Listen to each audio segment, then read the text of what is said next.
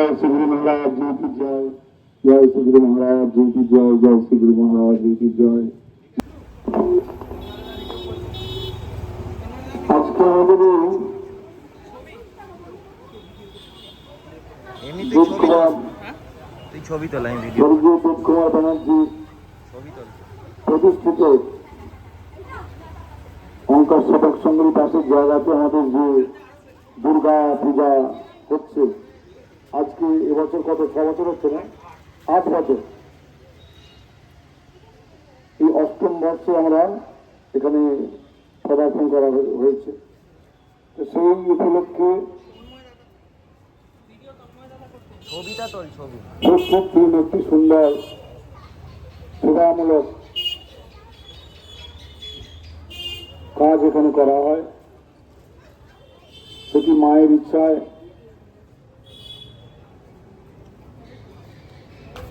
কোনো ভক্তের হৃদয়ে তার প্রেরণা যোগায়, সেই প্রেরণার মাধ্যমে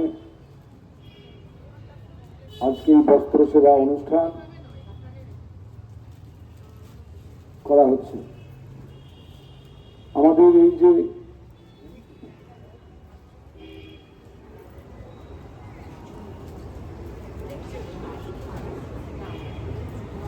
আমাদের এই মা এসেছে, মা দুর্গা আমাদের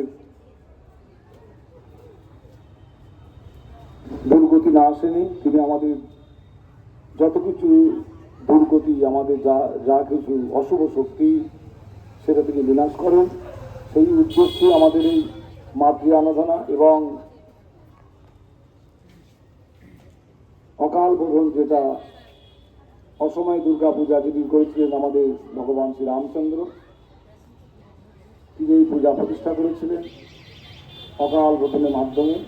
কি জন্য না, মাতৃ কৃপা লাভ করার জন্য, মাতৃ শক্তি লাভ করার জন্য। এই সমস্ত জগৎটা আমাদের মাতৃশক্তির উপরে চলছে, মায়ের কৃপায় চলছে। তাই মাতৃ কৃপা ছাড়া, মায়ের আশীর্বাদ ছাড়া, মায়ের করুণা ছাড়া আমাদের এই গোটা জীবনযাত্রাটা আমরা কেউ কখনোই সফল হতে পারবো না।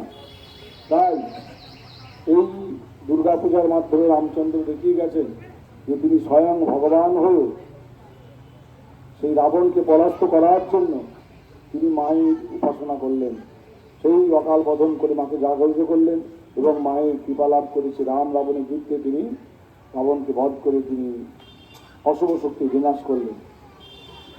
তা সেই আমাদের জাগতিক জগতে আমাদের প্রতি মুহূর্তে আমাদের অন্তরের মধ্যে দৈবাত্মিক সংগ্রাম চলছে। এই সংগ্রামে আমাদের জিততে গেলে, আমাদের লড়তে গেলে আমাদের শক্তির প্রয়োজন। তাই সেই মায়ের কাছে আমাদের শরণাগত হয়ে থাকতে হবে।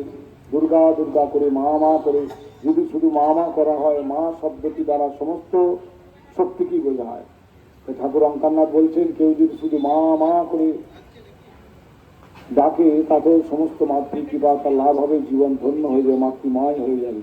তাই আমাদের ঠাকুর এই মাত্র প্রার্থনা করলাম, সেই প্রার্থনাতে বলছেন যে প্রতিভাত হও নিত্য মানুষে আমার, বিনিময় করে দাও প্রেম পারাবান।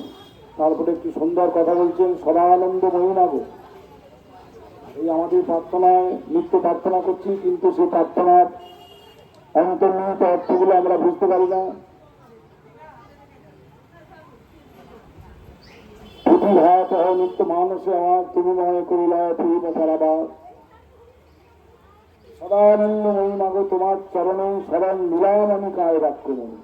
তো আমাদের প্রার্থনাতে আমরা যে প্রার্থনা করি, কি বলছি কথাগুলো আমরা এত খেয়াল করি না, মুখস্থ বিদ্যে আছে মতো বলে যাই।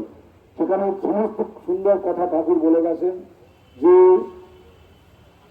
তুমি মনে করিলা প্রেম সদানন্দ মহিমাগো, তোমার চরণে শরণ নিলাম আমি কায় বাক্য মনে।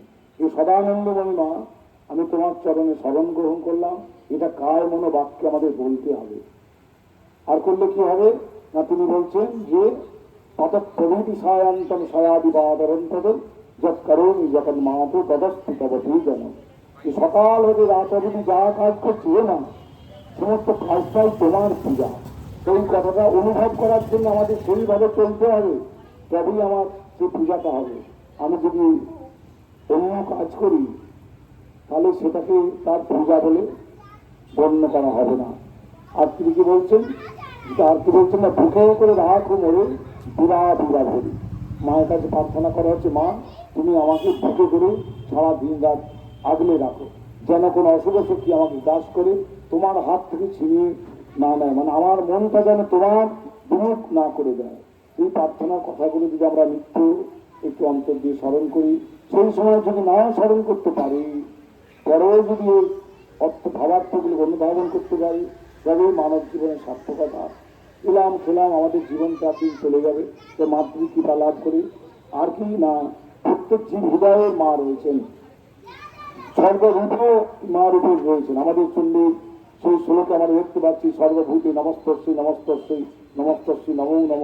সমস্ত মাতৃরূপ বলছে, ক্ষুধা রূপে বলছেন তিনি মানুষের স্মৃতি শক্তি দৃষ্টি পুষ্টি সমস্ত ক্ষমা লজ্জা সমস্ত রূপে মা অবস্থান করছেন। তাই আমরা যাই করি না কেন সেটা মায়েরই পূজা করছি। এই যে আমরা এখানে মূর্তি পূজা করছি, মূর্তিকে আমরা যে বস্ত্র নিবেদন করি, নিতবস্ত্রং দেবী দুর্গা দেবীকে সমর্পণ করছি, তেমনি আমাদের যে মায়েরা মাতৃ জাহাতে বসে আছে, মাতৃরূপেণা সংস্থিতা, এই যে বস্ত্র সেবা করা হবে, বস্ত্র পুষ্পাঞ্জলি, এটাও কিন্তু আমাদের একটা সে পূজারই অঙ্গ। এটাও পূজা হচ্ছে, এটা হচ্ছে চলমান মাতৃ দেবীর পূজা হচ্ছে। আমরা মুক্তি পূজা করছি, আর এটা হচ্ছে চলমান দেবীর পূজা। কারণ মা বলছেন যে মাতৃরূপেণা সংস্থিতা, কোনো মাকে স্পেসিফিক বলেন যে এই মাটার ভেতরে আমি আছি, সর্বভূতে যে মাতৃত্ব সে মাতৃর মধ্যে মা বিরাজ করছেন। তাই মায়েদের বস্ত্র দেওয়া সেবা করা, বস্ত্র পুষ্পাঞ্জলির মাধ্যমে আমরা কিন্তু মায়ের আসল পূজাটা করছি। তাই আমরা যেন এই হৃদয়ে প্রসারতা দ্বারা অহংকার বিমুখ হয়ে, আমি দিচ্ছি মানসিকতা নিয়ে না, তিনি গ্রহণ করছেন দয়া করে, তারা কৃপা করে গ্রহণ করছে, এই ভাবটি নিয়ে আমাদের সেব্য সেবক, এই যে ভাব পরাঙ্কুর স্বামীজি বলেছিলেন সেব্য সেবক, এই ভাবটিকে নিয়ে আমাদের চলতে হবে। তবেই আমাদের এই পূজার সার্থকতা। যে পূজা মানে নিজেকে আত্মনিবেদন করা। যত আমরা নিজেকে আত্মনিবেদন করতে পারবো, যত নিজেকে তার কাছে বিলিয়ে দিতে পারবো, যত আমি তাকে চূর্ণ বিষণ্ণ করে তার চরণে মিশিয়ে দিতে পারবো, তখনই আমাদের পূজার সার্থকতা হবে। তাই মা অসুরের বুকে ভীষণ ভিন্ন করে কি বলেছিলেন না, মায়ের অসুরের হৃদয় গ্রন্থিটাকে মা ছেদ করেছিলেন, করে কি করলেন না, তার যে সংশয়, তার যে অনিত্য, তার যে অসুরত্ব, সেইটিকে খুঁচিয়ে দিয়ে মা দেবত্ব প্রতিষ্ঠিত করলেন। তাই মায়ের চরণে প্রার্থনা করবো, আমাদের যে শরীরে আসরিক ভাব, আমাদের মনের যে আসরিক ভাব, যেটা মায়ের চরণ থেকে আমাদের সরিয়ে যাচ্ছে, আনন্দ বিচ্ছিন্ন করছে, মা যেন কৃপা করে আমাদের হৃদয়কে আঘাত করে আমাদের অশুভ শক্তি বিনাশ করে আসরিক দিক থেকে ধ্বংস করে দৈবী ভাব জাগরিত রাখে। এই বলে আমার ভাগবত কথা কি জানলাম। জয় শ্রী গুরু মহারাজ জি কি জয়, জয় জগৎ জগৎ ধাত্রী দুর্গা মাই কি জয়, জয় মা।